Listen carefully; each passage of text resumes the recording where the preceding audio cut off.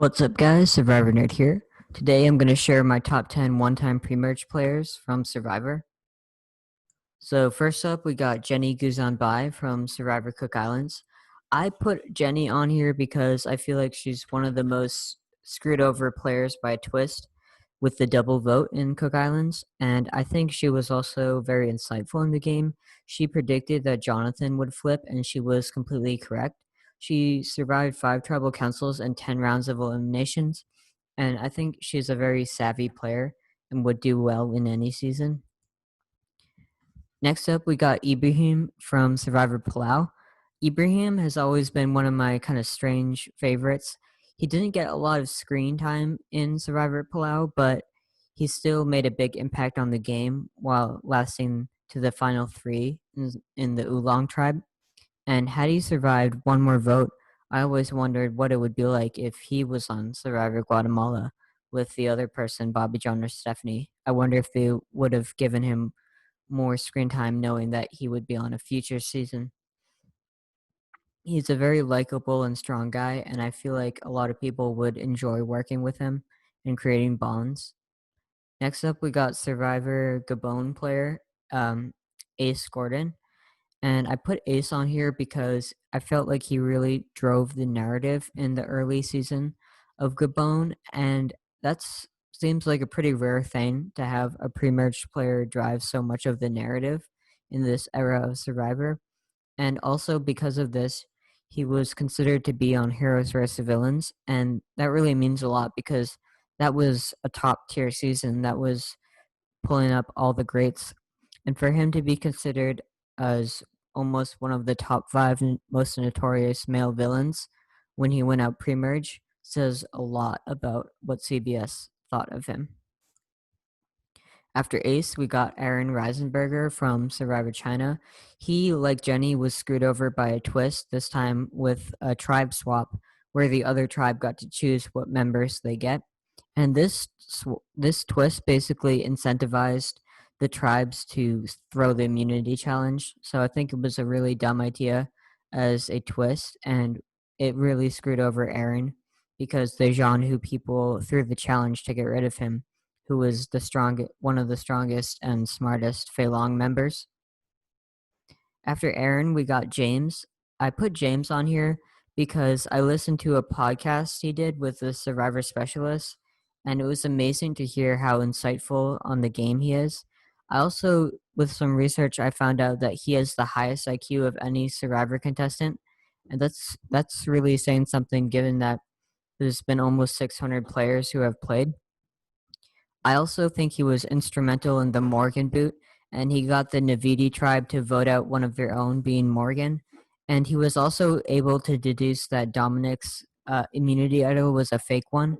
And so I think he's really smart and savvy with the game. Next up, we got Amy O'Hara from Survivor Guatemala. She was voted out right before the merge, and she survived several votes with a twisted ankle. And I think that's a mark of a really good player to be injured yet still survive a couple votes. It reminds me of James in Heroes vs. Villains when he was injured, yet he outlasted Tom and Stephanie, even though he was injured. And that shows how strong his social bonds were. And Amy kind of has the same thing at play here. Next up, we got Jason Linden from IOI. I put Jason on here because he reminds me of a Stephen Fishback type of character, and also because he was taken out because he was seen as a threat, not for any mistake he made or any weakness. Next up, we got Darnell Hamilton, and he is a really likable and charismatic guy from Korong. He was the first boot, and he's the only first boot on my list, and I definitely think he's the most capable first boot there's ever been. I'd love to see him on a second chance. He was also voted out of a very small tribe of 6, and there were people arguing if they were making the right decision at tribal council. And I think that's very rare for someone to go out so early for there to be an argument to keep them live at tribal council. Next up, we got Christine Murkowski from Survivor South Pacific. Christine is really an amazing athlete. She won 5 consecutive duels against many good people, including Michaela Wingle, who was a professional athlete at the time. And I think that shows a lot of her strength. She was voted out early, but she made it all the way up to the final duel before the merge where Ozzy beat her. And she was also not afraid of the returning players the way the other people were. Usually in this era of Survivor, if someone came back with newbies, they either won the game or they made it all the way to the end and almost won the game. For example, Rob won Redemption Island, Cochran won Fancer's Favorites, Tyson won Blood vs. Water, Coach almost won South Pacific. But Christine was kind of an outlier in that trend because she wasn't afraid of the returning players. And finally, we got Cowboy from Survivor Cook Islands. Cowboy is one of my favorite all time players. I think he's a huge character and he's really entertaining. He also invented splitting the votes, which is a strategy that's been used basically in every season since Cook Islands. The reason I put him at the bottom of the list, however, is because I think it's unlikely if he were ever to come back to do much better than his original spot, which is basically pretty close to the merge, but not right before. Um, I think that people may find him a little bit unpredictable. People may find him a little unpredictable, and for that reason, might not want to work with him.